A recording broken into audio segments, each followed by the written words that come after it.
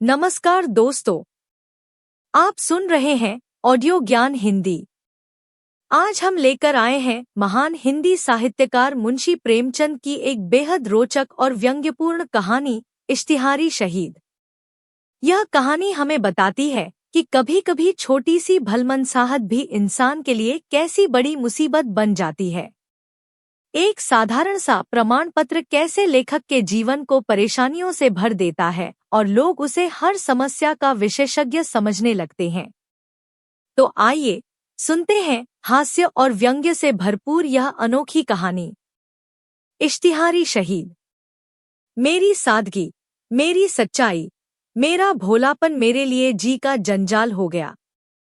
आज 4 सप्ताह हो गए, यह मुसीबत मैंने स्वयं अपने ऊपर ओढ़ ली और अब इससे पीछा छूटने का कोई उपाय दिखाई नहीं देता।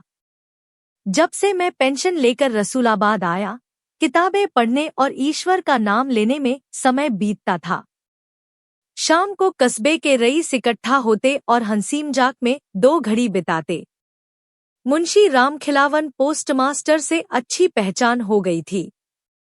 यही साहब मेरी मुसीबत की जड़ है। जब मैं पहले यहाँ आया था तो मुंशी जी के सिर पर थोड़ा सा गंजापन था।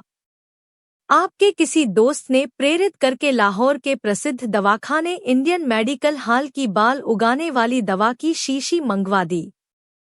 यद्यपि आप पूर्णतया सहमत नहीं थे और संकोच से यही कहते थे कि अब इस अवस्था में गंजेपन की क्या चिंता करूं, तथापि 1 सप्ताह पश्चात ही 3.5 रुपए की वीपीपी टपकी और मुंशी जी ने अपने दोस्त की बात रखने को छुटा ली। कुछ महीनों के इस्तेमाल के बाद प्रभु कृपा से आपके सिर पर बाल उगाए। अब पोस्टमास्टर साहब इस दवा को बड़ी इज्जत की दृष्टि से देखने लगे और लोक कल्याण के लिए हर छोटे बड़े से इसकी चर्चा करने लगे। कोई आदमी एक पोस्ट कार्ड लेने गया तो आपने दवा की प्रशंसा का पोथा ही खोल लिया। अब वह बेचारा दुहाई दे रहा है कि आज तक मेरे खानदान में कोई गंजा नहीं हुआ और मुझे इस दवा की कभी आवश्यकता नहीं पड़ेगी, लेकिन आप आग्रह कर रहे हैं कि भाई सुन तो लो। न पैसे लौटाते हैं, न पोस्ट कार्ड ही देते हैं। खैर, ये तो आए दिन की बातें हैं। अब मेरा किस्सा सुनिए। एक दिन आप मुझसे कहने लगे कि न्याय की मांग है कि इस दवाखाने को एक सर्टिफिकेट दिया जाए। क्योंकि मेरा अनुभव व्यापक था और मैंने लंबे समय तक तहसीलदार के पद पर अत्यंत कुशलता के साथ कार्य किया था, इसलिए वे इस सर्टिफिकेट को प्रमाणित कराने के लिए मेरे पास आए। मैंने भी इसे एक महत्वहीन बात समझकर पूरा घटनाक्रम लिखकर उसके अंत में अपने हस्ताक्षर कर दिए। बस मानो उसी दिन से एक नई बला मेरे सिर पर आन गिरी। अफसोस है, कैसी मनहूस घड़ी थी कि मैं आज तक इसके लिए पछता रहा हूँ।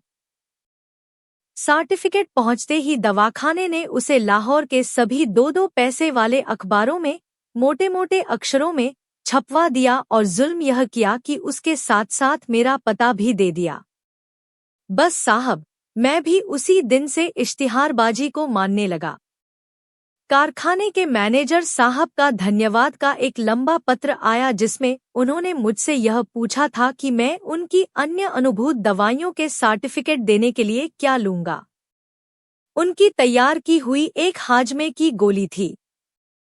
आपने मुझे एक धनराशि भेंट करने का आश्वासन दिया यदि मैं यह लिखकर दे दूं कि मेरे दोस्त का बिल्कुल सड़ा हुआ पेट इससे ठीक हो गया। यदि मैं यह लिख दूं कि उनका मोम का तेल गठिया की रामबाण औषधि है तो वे मेरे साथ हर प्रकार का व्यवहार करने को तत्पर थे। जिस प्रकार मैनेजर साहब ने लिखा था, उससे ऐसा लगता था कि यदि मैं यह लिख दूं कि उनका मंजन प्रयोग करने से एक बुढ़िया के 18 वर्ष से गिरे हुए दांत पुनः निकल आए हैं, तो वे मुझे अपने कारखाने का साझीदार ही बना लेंगे। वे इसे मेरा कर्तव्य समझते हैं कि मैं उनके केशरंजन की 1 दर्जन शीशियां अपने आत्मीय मित्रों को प्रयोग कराकर उन्हें इसके लाभ की सूचना दूं। लेकिन मुझे इन सब सेवाओं से क्षमा मांगनी पड़ी। केवल यही नहीं, दूसरे दवा विक्रेताओं ने भी मुझ पर कृपा की। मोहम्मद अफजल एंड सन्स ने बाल उगाने के पाउडर की 6 पुड़ियां मेरे पास इसलिए भेजी कि यदि मेरे कुछ और दोस्त गंजे हों तो वे इस दवा का प्रयोग करके देखें। 2 सप्ताह में ही उनके बाल उगाएंगे। स्वदेशी केमिकल वर्क्स ने रजिस्टर्ड ट्रेडमार्क वाली गोलियां पेड पार्सल के द्वारा भेजी और बहुत अनुरोध किया कि मैं उनका प्रयोग करूं। भगवान न करे, यदि पोस्टमास्टर साहब के बाल फिर कभी गिर जाए तो इसके प्रयोग से बिना बरसात की प्रतीक्षा किए बाल पुनः उगाएंगे और फिर कभी नहीं गिरेंगे। इस दावे के प्रमाणस्वरूप 100 रुपए का वांछित पुरस्कार भी लिफाफे में साथ ही भेजा गया था और इसके अतिरिक्त और बहुत से छपे हुए सर्टिफिकेट भी साथ में थे। एक रेलवे पार्सल में बहुत से इश्तिहार और दीवारों पर चिपकाए जाने वाले 600 पोस्टर अलग से आए। इन सब बातों से पता चला कि श्रीमान जी ने मुझे अपना ऑनरेरी एजेंट समझ लिया है। जरा यह उदारता तो देखिए, आपने मेरे माध्यम से जाने वाले आर्डर पर उचित कमीशन का भी वादा कर लिया। 50 वर्ष से बालों के संबंध में हर प्रकार का कार्य करने वाली बालजिया कंपनी ने भी अपने तेल की 1 दर्जन नमूने की शीशियां भेजी, जिनसे मेरे दोस्तों के बाल थोड़े समय में ही निकल आए। वैदिक प्रचारक कंपनी जालंधर के एजेंट स्वयं कष्ट उठाकर मुझसे मिलने आए और अपनी दवा की 6 डिब्बियां दे गए कि मेरे दोस्तों तथा परिचितों में जो गंजे शेष रह गए हों उन पर इस दवा का प्रयोग कर देखा जाए। मतलब यह कि मैं इन कृपाओं से इतना परेशान हुआ कि मैंने लाहौर के दैनिक अखबारों में छपवा दिया कि अब मेरे कोई दोस्त गंजे शेष नहीं रहे और इसलिए अब कोई साहब अपनी मूल्यवान दवाइयां मेरे पास परीक्षा के लिए भेजने का कष्ट न करें। लेकिन इस पर भी मुझे छुटकारा न मिला। वास्तव में जितने प्रकार के पत्र मेरे पास आए, यदि मैं उन सब की नकल करूं तो एक भारी भरकम किताब तैयार हो जाए। मैं विश्वास के साथ कह सकता हूं कि जिस दिन से पोस्टमास्टर साहब के गंजेपन के अनुभव अखबारों में प्रकाशित हुए, तब से इस कस्बे की डाक चौगुनी हो गई है। कन्याकुमारी से लेकर हिमालय तक का कोई भी गंजा न बचा होगा जिसने पोस्टमास्टर साहब के गंजेपन और स्वदेशी मेडिकल हाल की दवा के संबंध में मुझे कम से कम 2 पत्र न लिखे हों। उन हजारों पत्रों से मुझे गंजों का ऐसा अनुभव हुआ है कि यदि किसी समय गंजों पर कमीशन बैठा तो मुझे विश्वास है कि वह मेरी ही अध्यक्षता में बनेगा।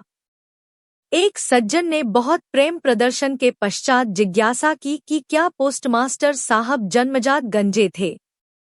दूसरे सज्जन जानना चाहते थे कि क्या उनका गंजापन वंश परंपरा से चला आता था, और यदि ऐसा था तो वह उन्हें दादा या नाना किसकी ओर से उत्तराधिकार में मिला, और यह कि उनके खानदान की महिलाओं में तो गंजापन नहीं होता। एक अंग्रेज डॉक्टर कलकत्ता में बालों के संबंध में प्रयोग कर रहे थे। उन्होंने अंग्रेजी में एक चिट्ठी लिख भेजी जिसमें सिर का एक नक्शा भी बना हुआ था। पोस्टमास्टर साहब के जो बाल गिर गए थे, उस नक्शे में उन्हें पूरे करने का निवेदन था। गंजेपन के स्थान के किनारे पर कितने बाल छोटे होकर रह गए थे, प्रतिदिन कितने बाल गिरा करते थे और कितने बाल बीच से टूटे थे। ये डॉक्टर साहब बालों के संबंध में एक पुस्तिका लिख रहे थे। उसके लिए उन्हें इस प्रकार की जानकारियों की अत्यधिक आवश्यकता थी। यदि मैं उनके उत्तर लिखने का प्रयास करता तो अवश्यंभावी था कि मेरे परिजनों को उपचार हेतु मुझे आगरा के लिए चलता करना पड़ता। जिला झांसी से एक सज्जन ने पूछा कि क्या ये वही मुंशी रामखिलावन हैं जो उनके कस्बे में सन 1899 में पार्सल बाबू थे, उनके भी गंजापन था, और यदि ये वही सज्जन हों तो अभी तक उनके जिम्मे बकाया 15 दिन का मकान का किराया, जो कि ₹1.25 के हिसाब से 10 आने होता है, वसूल करके डाक द्वारा या दस्ती भेज दूं। बनारस से एक सज्जन ने पूछा कि इन मुंशी जी के नाखून भी थे या नहीं। यदि नहीं थे तो बालों के साथ साथ नाखून भी निकले या नहीं। एक पंडित जी ने कृपापूर्वक लिखा कि जब ईश्वर ने उन्हें बाल नहीं दिए तो उन्हें ईश्वर इच्छा के विरुद्ध बाल उगाने की क्या आवश्यकता थी। आप समझिए कि इन बातों से ईश्वर बहुत रुष्ट होते हैं। दूसरे यह कि गंजा भागवान और पुत्रवान होता है। फिर मेरे दोस्त ने ऐसी गलती क्यों की? तीसरे यह कि अब तो जो हुआ सो हुआ, अब वे इसके प्रायश्चित में प्रत्येक एकादशी को एक निर्धन ब्राह्मण को भोजन करा दिया करें और कभी ऊंटगाड़ी की सवारी न करें। हजरत हकीर लखनवी ने मेरे दोस्त के बाल उगने की प्रसन्नता में एक कसीदा लिखकर मेरे पास भेजा। हजरत नूर ने गंजेपन के हकीम से पूछा कि क्या जले हुए सिर पर भी पुनः बाल निकल सकते हैं? पटना के एक सज्जन ने तो हद ही कर दी। आपने अपने विवाह का छपा हुआ निमंत्रण पत्र और जन्मपत्री ही भेज दी। अजीमाबाद से एक हकीम साहब ने लिखा कि यदि मैं 2000 रुपए उनके पास अमानत के रूप में जमा कर दूं, तो वे अपनी अनुभूत दवाइयों के इश्तिहार दें और नफे में भागीदार बनाएं। जिन्होंने अपने घोड़े के बाल बहुत अधिक कटवा दिए थे, ऐसे एक सज्जन ने मुझसे उपचार पूछा कि कब तक बाल पुनः निकल सकते हैं और यह कि पोस्टमास्टर साहब की दवा से लाभ होगा या नहीं। डिप्टी झमकलाल साहब ने पूछा कि उनकी कुतिया के बाल गर्मी में गिर जाते हैं और जानवरों पर इस दवा का क्या प्रभाव होता है। एक सज्जन का बच्चा गलती से इस दवा को पी गया और इसलिए उन्होंने मुझसे यह पूछा कि बच्चे के पेट के अंदर तो बाल नहीं निकलेंगे और उसका दम तो नहीं घुटने लगेगा। उन्होंने मुझसे सलाह भी मांगी कि यदि उसे बालसफा की एक शीशी पिला दे तो कैसा रहे, ताकि बाल निकलने के साथ साथ ही साफ भी होते चलें। कम मूंछों वाले जवानों के 1342 पत्र आए जिन्होंने यह पूछा कि क्या इस दवा से उनकी मूंछें बढ़ जाएंगी। एक सज्जन को मूंछों की कमी के कारण पुलिस का एक पद नहीं मिलता था। उन्होंने बहुत अनुनय विनय की कि जैसे भी संभव हो उनकी मूंछों के लिए किसी भी मूल्य की कोई दवा देखकर भेज दी जाए। कई हजार नौजवानों ने पूछा कि क्या इस दवा के प्रयोग से उनकी पत्नियों के बाल कमर तक पहुंच सकते हैं। दूर दूर के स्थानों से हजारों आदमी मुझसे मिलने और मेरी राय मांगने आए। सच पूछिए तो उन सभी ने मेरी बोलती बंद कर दी। खाना पीना, उठना बैठना, मेलजोल, स्नान ध्यान सब हराम हो गया। मतलब यह है कि जिस समय देखिए कोई न कोई सज्जन आए डटे बैठे हैं। जहां कहीं बाहर जाता वहां भी यह बला मेरे साथ साथ ही रहती। एक बार की बात है कि मैं एक आत्मीय के विवाह में एक दूसरे शहर में गया। वहां भी सारे शहर के गंजे मेरे दर्शनों को आए। एक सज्जन ने तार देकर मुझसे पूछा कि क्या मुंशी रामखिलावन साहब दवा का प्रयोग करने से पहले सुबह शाम दोनों समय अपना सिर पानी से धोया करते थे, और यह कि वे दवा की मालिश किसी नौकर से कराते थे या स्वयं करते थे। एक दिन मैं हजामत बनवा रहा था। मेरी नाक पकड़े हुए नाई उस तरह साफ कर रहा था कि एक सज्जन दौड़ते हुए आए। पता चला कि आप स्नान कर रहे थे कि आपके सिर के 2 बाल हाथ में आ गए। बस फिर क्या था, उस समय से ही खाना पीना सब हराम है और इस होने वाले गंजेपन के भय से दुखी हैं। और मुझसे उपचार पूछने के लिए लगभग 200 मील से उपस्थित हुए और मुझे हकीम का विरुद्ध दे दिया। एक बार मुझे सूचना मिली कि किसी समय मुझ पर बहुत कृपालु रहे जौनपुर के कमिश्नर मिस्टर एडम साहब बहादुर शाम की गाड़ी से मेरे कस्बे के स्टेशन से होते हुए जा रहे हैं। मुझे उनकी कृपाएं याद थी और भैया के संबंध में भी स्मरण कराना था, इसलिए मैं उनसे भेंट करने स्टेशन को गया। रेल पर लोगों ने मेरी खुशबू सूंघ ली। फिर क्या था, सैकड़ों यात्रियों ने मुझे घेर लिया। कोई सज्जन कुछ पूछते हैं, कोई सज्जन कुछ, और मुझे साहब से भेंट नहीं करने देते। इस बखेड़े से मेरा पूरा उद्देश्य, जिसके लिए मैं इतनी दूर से आया था, व्यर्थ हो गया और मैं दांत पीस कर रह गया। हाय, मैंने कैसे बुरे समय में सर्टिफिकेट को प्रमाणित किया था कि यह बला किसी क्षण भी पीछा नहीं छोड़ती। किसी समय मैं घर से बाहर निकला। कोई सज्जन पूछ रहे हैं कि हजरत बालों के लिए पगड़ी बांधना लाभदायक है या टोपी पहनना? और टोपियों में कौन सी टोपी को वरीयता दी जाए? यदि कोई व्यक्ति तुर्की टोपी पहनने का अभ्यस्त हो और फिर एकदम बिना सूचना के फेल्ट कैप पहनने लगे तो उसके बाल गिरने लगे। यदि मोटे कपड़े की टोपी पहनने वाला महीन कपड़े की टोपी पहनने लगे तो इसमें किसी प्रकार के भय की तो बात नहीं है। एक सज्जन रात को 2 बजे की गाड़ी से जाने वाले थे। स्टेशन जाते समय मेरे मकान से गुजरे। मुझे जगाया, मैं बाहर आया। दुआसलाम के बाद आपने पूछा कि रेल की यात्रा में रात के समय टोपी पहने रहें या उतार कर रख दें। इसके पश्चात कहा कि मैं उनकी टोपी को तोलकर देख लूं कि वह उनके दिमाग के लिए भारी तो नहीं है, क्योंकि आपको स्मरण होता है कि कभी किसी अखबार में आपने टोपी के वजन और स्मरण शक्ति के संबंध में कुछ पढ़ा या सुना था। आपने यह भी कहा कि मेरी टोपी में ऊपर की ओर छेद नहीं है और अब नए प्रकार की टोपियां आई हैं जिनमें छेद होते हैं, इसलिए मैं भी अपनी टोपी में छेद कर लूं या लखनऊ के प्रसिद्ध टोपी वाले मियां नजफुद्दीन से छेद करा लूं। मैं आश्चर्यचकित था कि क्या उत्तर दूं। अंततः राम राम करके घड़ी देखकर आपने कहा कि अब गाड़ी का समय निकट है, मैं फिर कभी कष्ट दूंगा। मैंने इत्मीनान की सांस ली कि जान बची लाखों पाए। किस्सा यह है कि अब मेरी जान पर आ बनी है। अफसोस, मेरी जान का बीमा नहीं हुआ है, अन्यथा मैं आत्महत्या कर लेता। अब तो जान देने में पेंशन की चिंता होती है। मैंने 34.5 साल बहुत सख्त अधिकारियों की देखरेख में काम किया है, बहुत से मोर्चे जीत चुका हूँ, लेकिन यह बला सिर से किसी प्रकार भी टाले नहीं टलती। मेरी भलमनसाहत मेरे गले पड़ी और अब मेरी जान संकट में है। यह मुसीबत अब बिल्कुल असहनीय है।